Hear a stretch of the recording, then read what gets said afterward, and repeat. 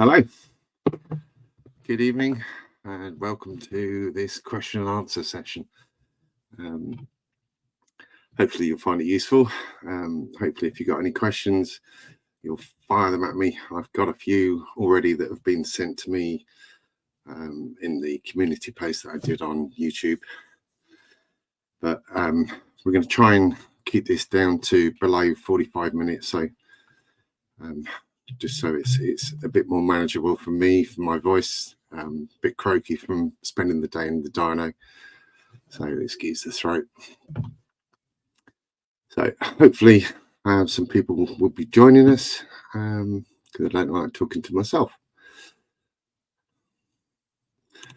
All right. Okay, so questions and answers, basically on anything you like. Tuning related, modifications, Subaru related, anything you like, I'll come up with an answer if you fire a question at me. Hi, Paolo. What dad? Hi, Matty. How you doing? Right. Okay. We've got a couple of people at least. So I'll kick off with a couple of the questions that I was given beforehand. If you've got any others, please fire them away. Hopefully we'll get some good questions. So I'll kick off with one from Pedro Teixeira. What's your opinion on the 5-speed blast plates reinforcement? These were a very close contender for the top 10 mods to avoid. They may well be in a part 2 of that. I've got a few things already, lots of things that have been suggested, but I'll wait a while before I've got the complete list. But they will probably be in that. I think I don't think they're a valid modification, a safety modification.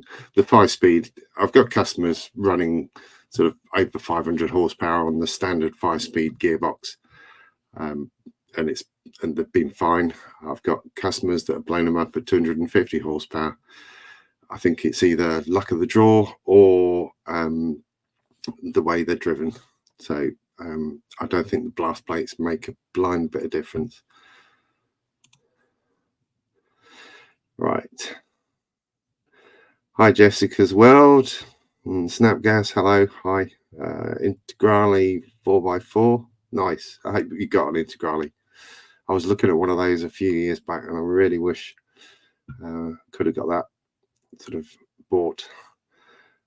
Stephen, hi. How you doing? How was the drive back? Right.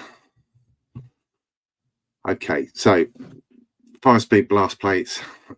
I don't think they're worth it. Right, let's have another one from Ray's Z3. Rotated or stop location turbo for 500 plus. Right, I get asked this quite a few times. There is a kind of limit with the amount of airflow that you can get through a turbo that fits in the standard position, and that airflow kind of equates to sort of more or less the 500 horsepower mark.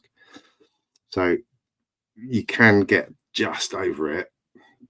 Some of the Fastline GT30 76s, the MD321V, the Precision, on a good car, good engine, it's got all the bits, it'll hit 500, 510, 520. But for 500 plus, to be definite that you're going to hit 500 plus, it's got to be rotated, in my opinion. Rotated GT35 is a great example. Once you've got the rotated kit, it is an expensive investment for the pipe work, for the up pipe, for the headers, for the external wastegate.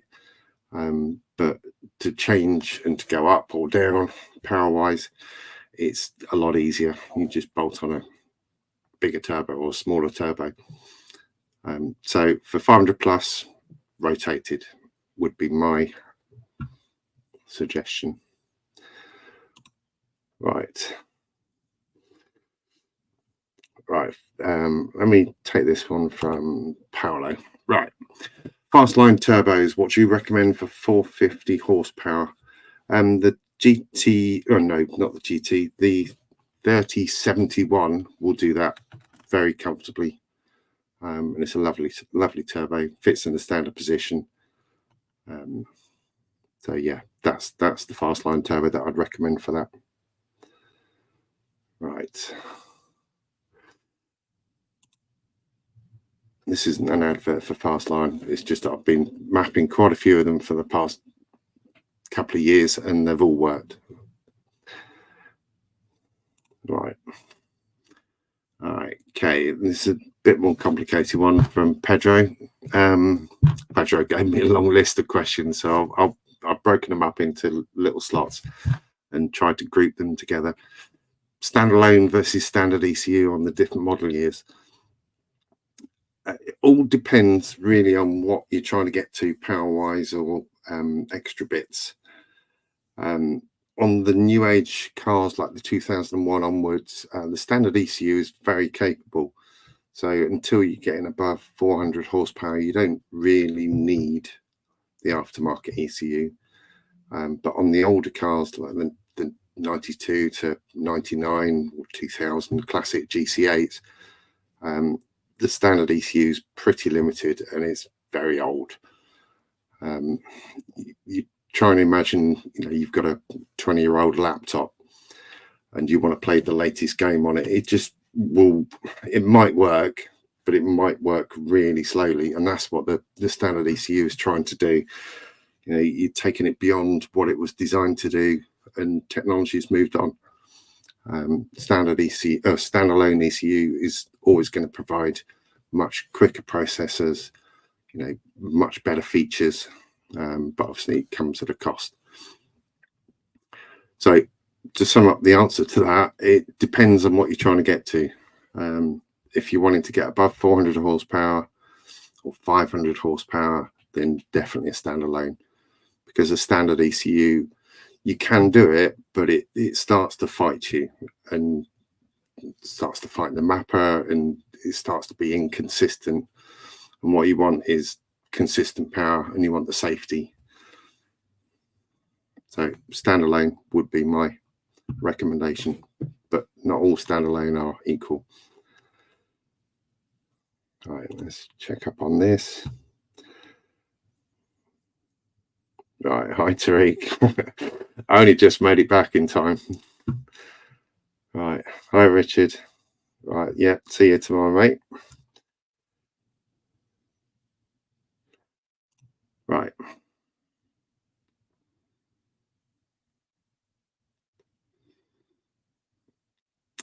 Okay. Fuel trims, right. Long-term fuel trim is now -17 at cruise. Okay, no obvious intake leaks, and after reset it just floats back. Dominic, refresh my memory. Was it an induction kit on that? And if so, it might be that we just need to have another little tweak on the MAF curve for that. But that would probably be my recommendation for that. Just bring it back and I can tweak that.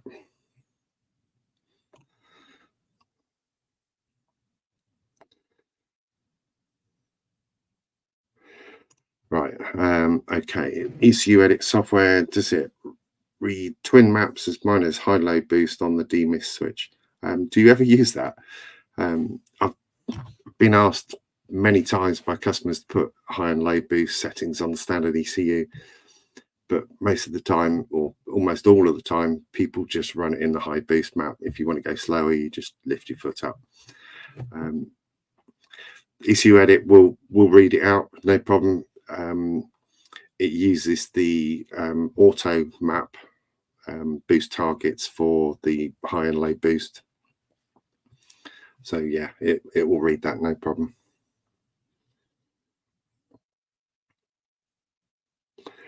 Right, let's have that one up there. Right, Sean Peacock. If you're shooting for 450, would rotated exhaust be any benefit? if we're not considering price. I presume you mean rotated turbo and the associated downpipe side of things. Benefit. It will give you the option to go bigger if you want to go bigger in the future. But for that 450 mark, I probably wouldn't. I would stick with the standard position turbo. There's plenty of turbos around that will do that 450 mark quite comfortably.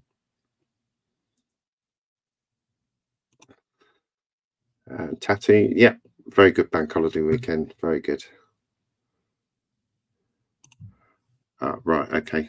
Dominic, give me a message outside of this, and we'll arrange, and I can just tweak that because it shouldn't be taken off 17%. So it's either something or a dirty math sensor, or possibly an O2 sensor that's playing up. But if we can have a look at it, that'd be awesome.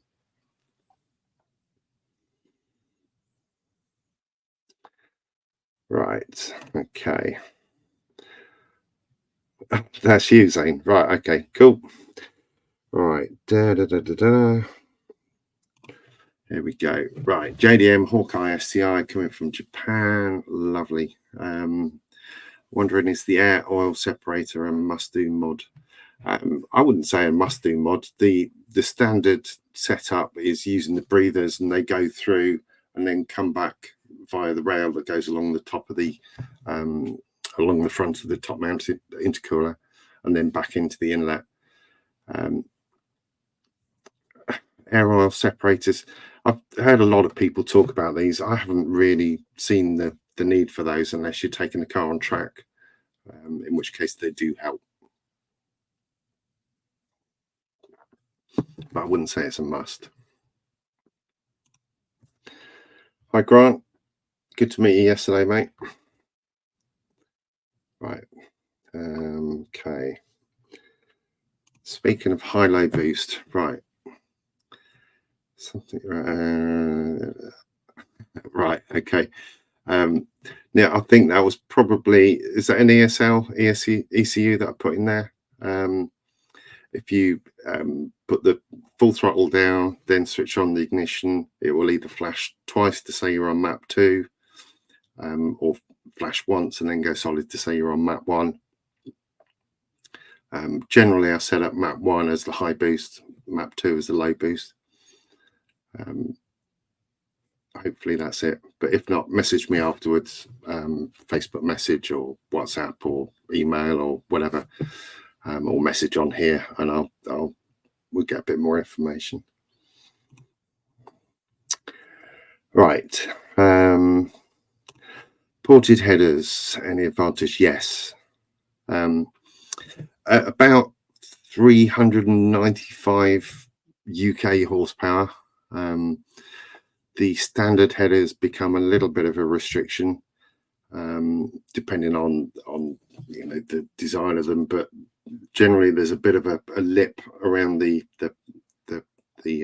header collector that comes off the heads, and the back pressure that creates can stop it getting above 400 horsepower.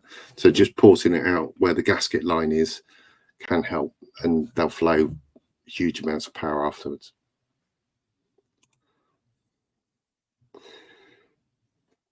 Right, Stephen, late as usual. Yeah, no problem.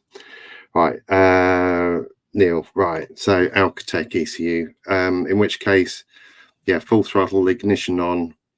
The rev counter will go up to 1 to say you're on map 1. If you lift your throttle and then put it back down again, it will go to 2, and then it'll be ready to start. 2 is the low boost, 1 is the high boost. Right.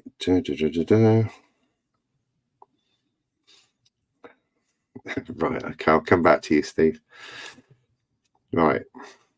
Back to this. What standalone is the best value for money? Again, it depends on what you're after. There's no point spending money on a standalone ECU if it's not going to do what you want it to do. There are many different types. So find out what you need it to do, and then compare or speak to someone that deals with all of them. You know, I supply and fit Cyvex, supply and fit Link. I don't supply Mtron, but I've worked with them and it looks a decent ECU. But of those, I'm familiar with the Cyvex the best, and it has the flexibility. Is a little bit more expensive, but you'll never outgrow it, which you can do with other ones. Right. Bum, bum, bum, bum. Right, I'll put this up. Has anyone got a hatchback STI ECU for sale? Because Grant needs it, because someone in Poland, I believe, has accidentally locked his ECU and I couldn't get into it using Ecutech or open source or COB workaround. So it's something else. So if you got a hatchback STI ECU, let me know and I'll put you in touch with Grant.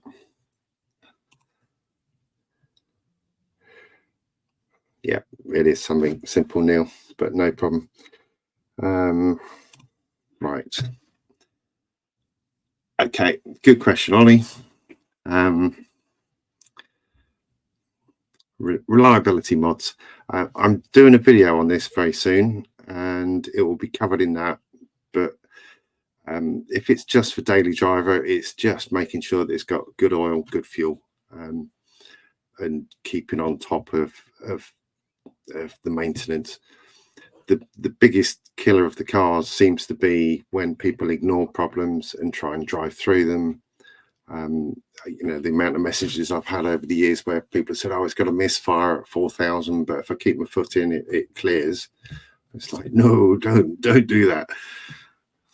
You know, it's misfiring for a reason, generally a lack of fuel.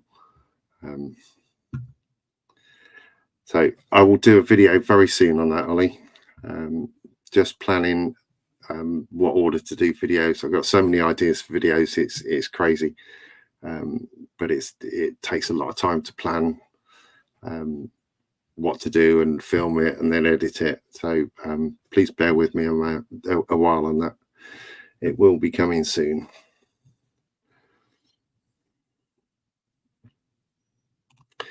Right, Stephen. Going to be fitting G4X soon, and I'll be swapping the map over so I can have the map dial switched to different. Yeah. Who uses the I mode on a hatch? I don't know anyone that uses it. Yeah, G4X, very capable, and will do the job perfectly for you.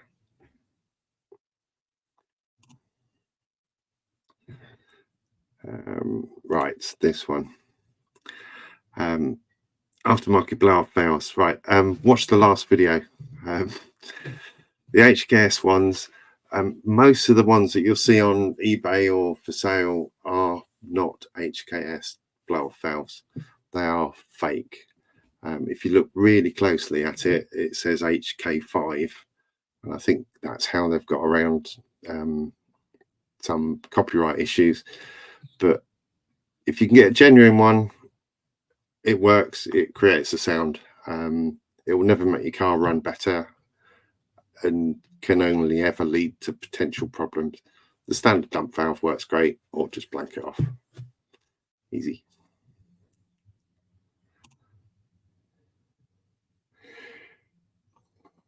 Right. Okay, this is quite an interesting one. Real advantage, power-wise, there's probably a small power, well, there is a small power increase for having a full decat over a sports cat, but not all sports cats are equal. There are some aftermarket ones that will get you through one MOT, but then it will fail the next one. So what was the point in buying it? You might as well have just had a decat and then, you know, obviously use it off-road, motorsport purposes only. But some of the sports cats, like the Pro Drive sports cat, is really good. And if you can get hold of a good second-hand one of those, they're superb, and they still go through MOTs really well.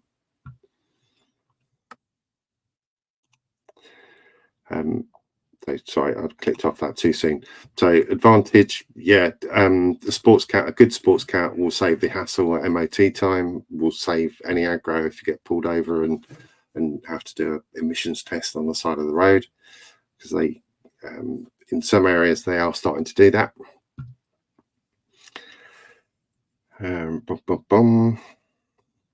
Right, this is a nice one. Dan, the mini man, right.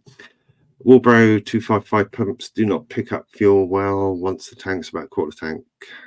Yes, but it's not just Walbro 255s. It'll be a 340. It'll be anything. The way the fuel tank on the Subaru is designed is like a saddle that goes over the rear diff. So when you're going round right-hand corners, like for example coming off a roundabout or on almost every track, most tracks are clockwise, so most of the corners are right-hand. All the fuel is moving to the other side of the fuel tank, away from where the fuel pump is picking up. So when you get to less than a quarter of a tank, the fuel pump is just sucking up air. So what happens is in extreme cases, the car will run lean and it will misfire, like coming off a roundabout if you got less than a quarter of a tank. In less extreme cases, but worse cases actually, is it will lean out but not get to the stage where it's misfiring, and it's those cases that are worse for it because it's leaning out, but there's still enough fuel there for it to detonate. If you're on track and you've got sticky tires and you can drive, then I used to get a fuel surge at half a tank because the G-force is just pushing the fuel away from where the fuel pickup is. The only way to really solve that and completely solve it for track is a surge pot, a swell pot, and an external fuel pump, and that solves it. It's done. Just tick the box. It's done.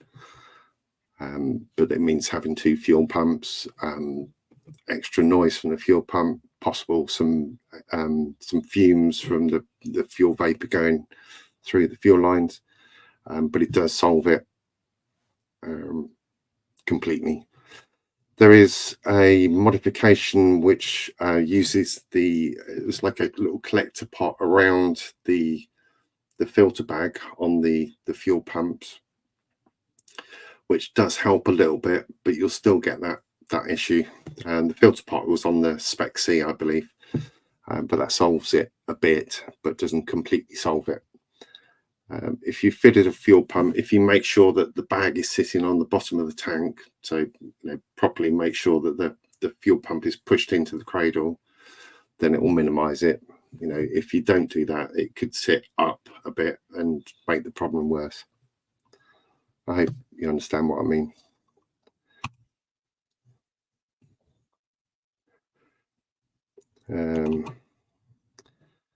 Yeah, cats rattle after a while. Yeah, particularly if you get a bit of heat through them, they don't like that very much.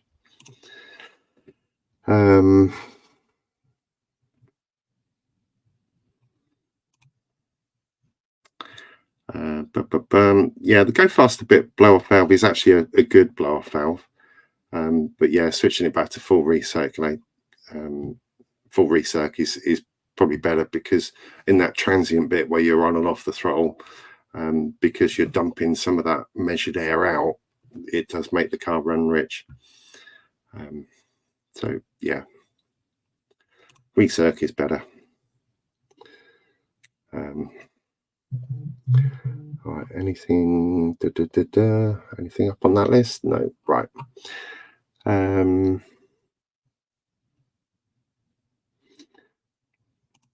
All right, let's put that one up as well. 1040 is better for older Subarus. Yeah, at least. It makes me cry when people are suggesting running 530 on Subaru engines. It's a really old design, and most of them are old engines anyway now. know, the engine in my Forester, you know, it's 18 years old. It's not designed to run 530. You know, I like to run that on 1060 or 1550. I find that it quietens the engine down more, and you get better oil pressure, and it copes with a bit of extra heat.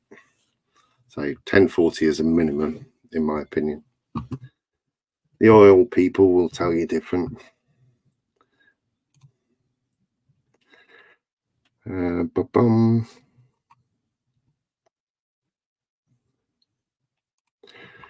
Right, 99 Pro Drive WR Sport be adjusted, or the ECU have to be wiped first? Yeah, unfortunately with those, it just has to be written over.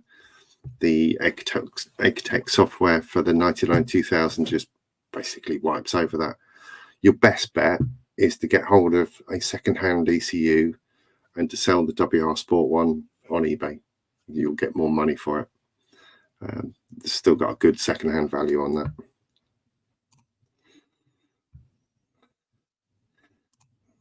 Yep. Well, it's a personal thing. I like the Motul 1550 300V.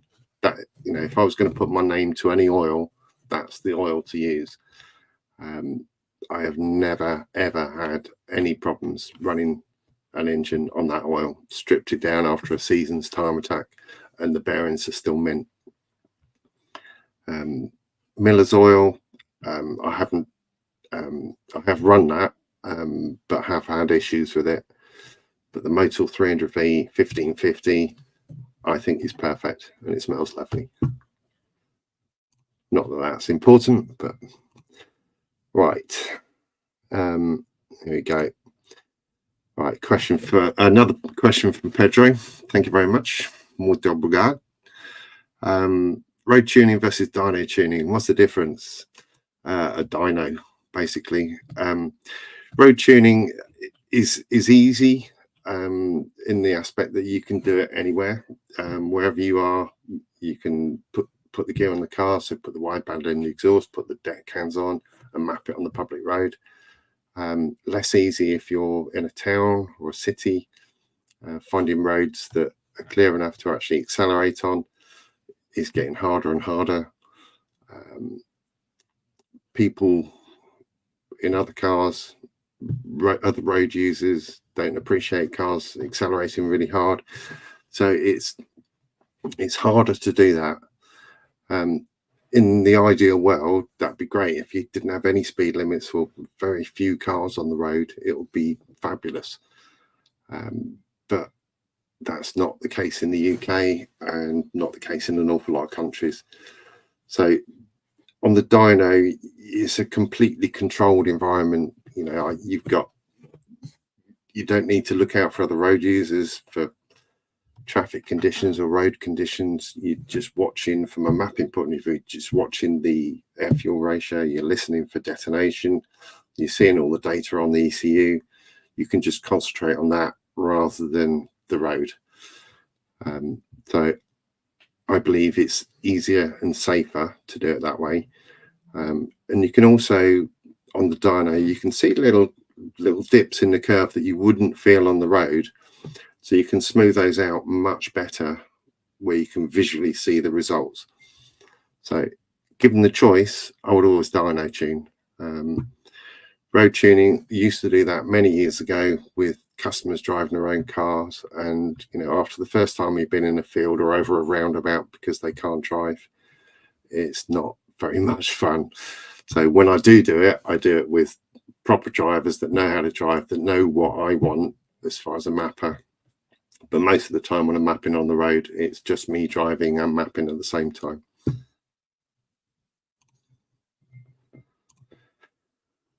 Right.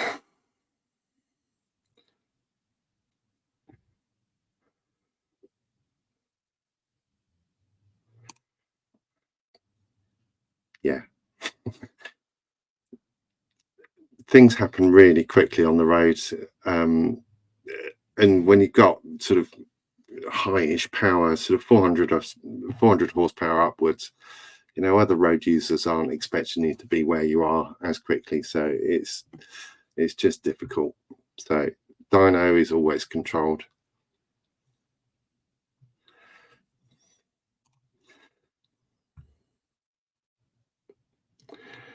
Right. Yes. It depends on the car,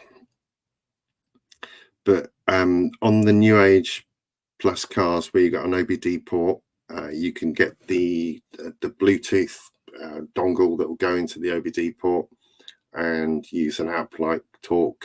I think it's Talk. I'll put some links in below after I finish this, where it will give you access to some of the live data.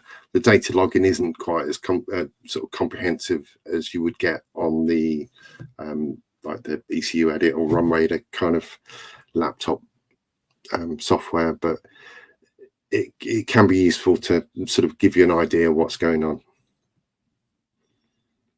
If it's an aftermarket ECU, then there's various dashes that you can plug in that will show you the data that's been sent out from the ECU. Right. Bum, bum, bum. Right, there we go. Right. EJ205, what do you think the limit on torque on the standard internals?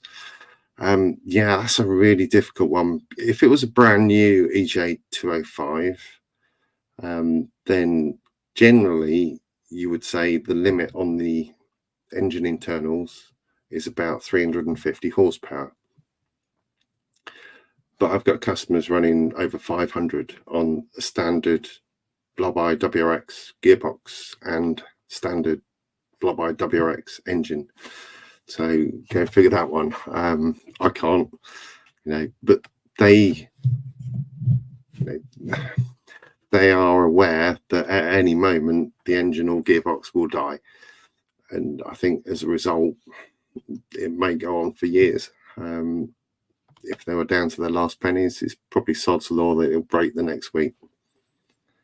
So torque and horsepower, if it was me and had a blob-eye WRX, I'd probably limit it to 400, because if it goes, you just get another engine, out of the box Subaru engine, about £2,000 in the UK, probably similar in dollars, and probably similar in euros as well for our friends in Europe.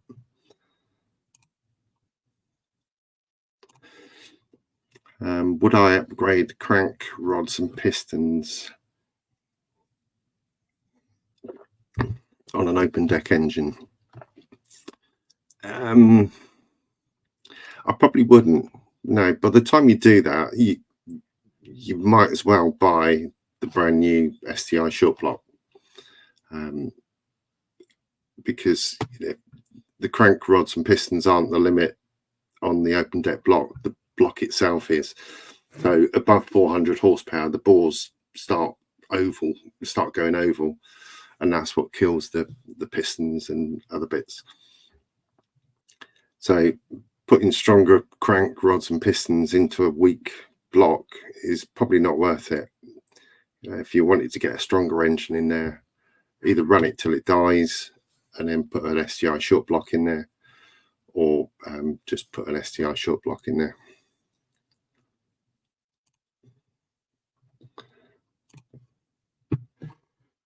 All right.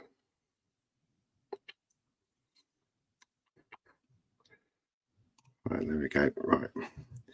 If you had to say one mod to do to new generation Subaru, what would you say? Oh, right. So a brand new Subaru, 2022 kind of car, I would.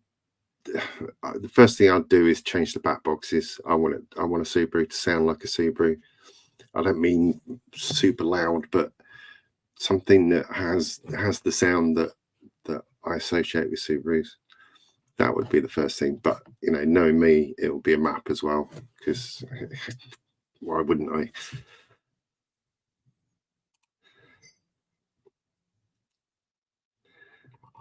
Right. Oh yeah, good question, Neil. Really good question. I was talking about this I think it was yesterday to someone, because he was asking about, oh, he wants 500 horsepower or 500 plus horsepower, but in a new age STI or WRX, probably the most fun you'll have is between the 350 and the 450. You go above that and it's actually less fun. Doesn't really make it that much quicker, but it's more hassle. It's like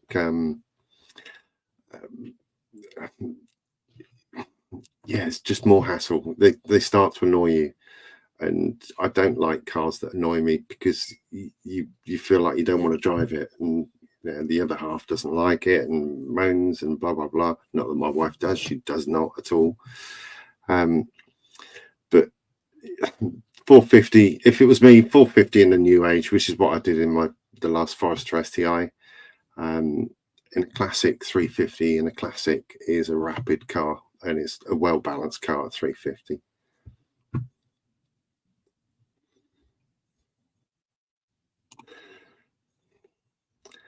Yeah, 400 is a lovely car.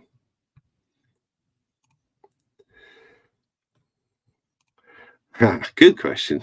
Yeah. There's probably two things that annoy me on the Forester.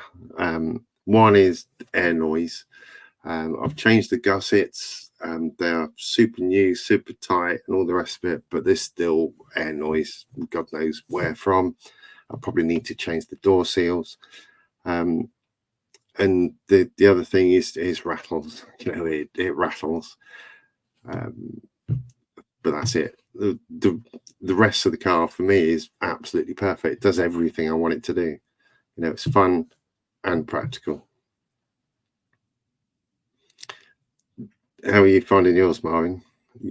I think you've got a Forester STI, haven't you? I think.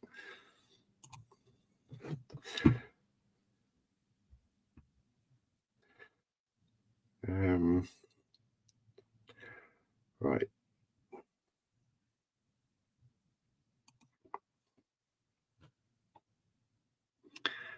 Right, my engine went boom on the JDM Hawkeye. Would a new JDM 207 be roughly £2,000 also? No, it's yeah, that I think they've just put the prices up because they're getting a bit they were short on stock, but I think it's about 2.2 now. But yeah, just the short block. Interesting to know what happened to the engine, Ollie. Was it mapped?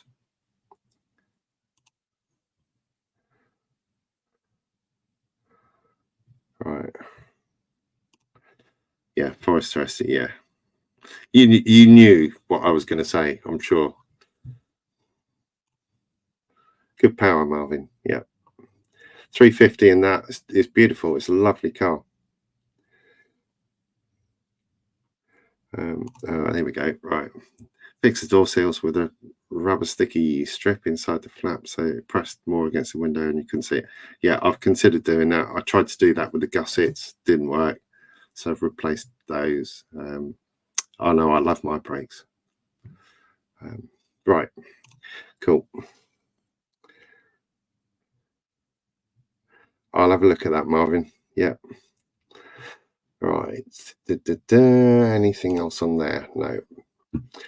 Right. Right. Older turbos like VF28, VF34, or the new ones much better. The old like 28 and the 34 are awesome turbo. Like the roller bearing turbos, you fit those, you can't go wrong. I don't think. The newer ones are good. But they're not particularly much better, maybe slightly less laggy than the 34, but the 28 is one of my favorite turbos. Beautiful. Right, a more technical question I got asked. Kupak 9537. So you wanted to put a 5-volt, a 0 to 5-volt signal from a wideband into an EGT sensor plugs, and so that the ECU ROM can actually see it for data log in the real-time AFR. I think you find that the EGT sensor plug is expecting a completely different type of input. So it's based on a thermistor, so it'll be expecting a resistance in there. So it probably wouldn't take a 0 to 5 volt signal. If I was you, I would bring that in on the existing narrowband input, and then you'll be able to log it from that. I think that'd probably be a better way to do it. You can rescale the lambda sensor in the software, so you can tell it what 0 and 1 and 2, 3, 4, 5 volts mean as far as AFR. But I think that would be a better option for you rather than confusing it. I don't think it would even read it, to be honest. Right, we're coming up towards the end. We've got about 5 minutes left.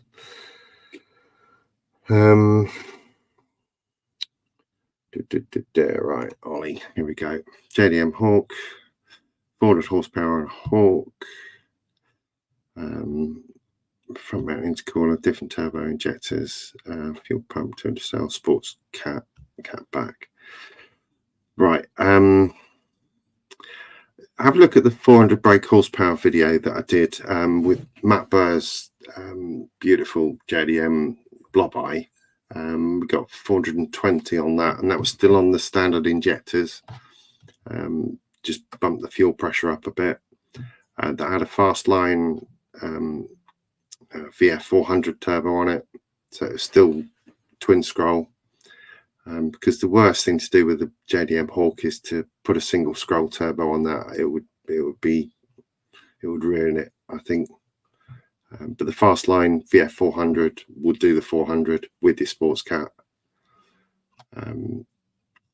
Probably recommend putting some 750 injectors in there, a map, and that's done. Beautiful car.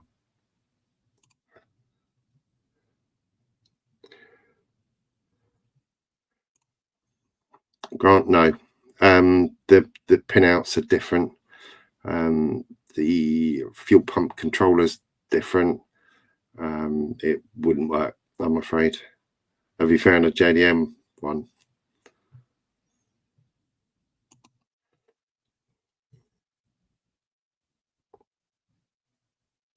Ah, right, yeah, good.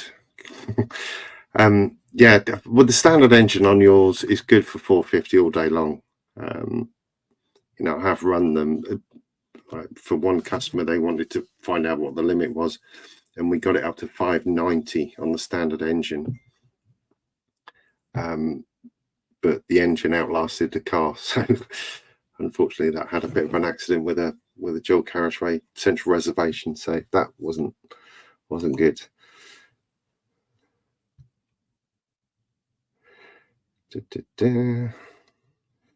Right, right, thank you very much. Wiring trans question, 6-speed swap into auto bug eye wagon. There is some really nasty wiring stuff that you need to do. It's too much of a question. I would probably swap the entire chassis harness, to be honest, because you've got to do all kinds of things with the auto ECU, and yeah, it's painful. If you can get hold of a chassis wiring harness, I would do that. Just basically treat it like a manual. But good luck. You know, I've done a few cars where they've been converted from auto, and they're great, absolutely fabulous. But I didn't do the wiring myself, so. Oh, Marvin, yeah, right, okay. How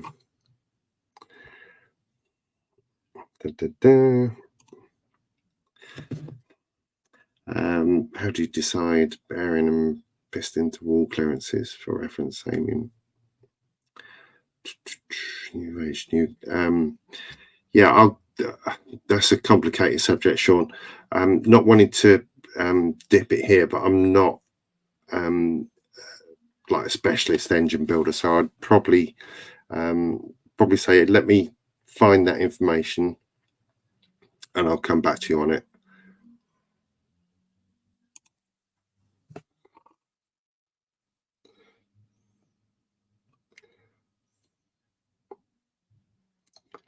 Yeah. Sorry. There is a good link for Foresters for swapping the gearbox. Not many Imprezas had auto, so it's not something that I've seen a lot of, but I've got a link for the Forester auto swap, which I would assume is going to be fairly similar, apart from Foresters tend to be pretty much a parts bin car, so it depends on what day of the week they built it as to what loom and ECU they put in there. Right.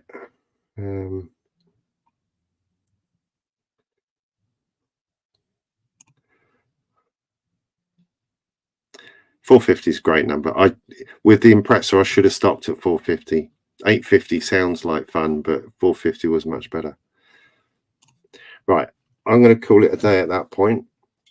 So if you've got any other questions, pop them in the comments. I'll try and reply to them all. I have been doing that so far, but yeah, it depends on workloads and all the rest of it. But pop your question in the comments, and I'll get back to you. And I'll look forward to seeing you soon. Thanks for watching. Cheers.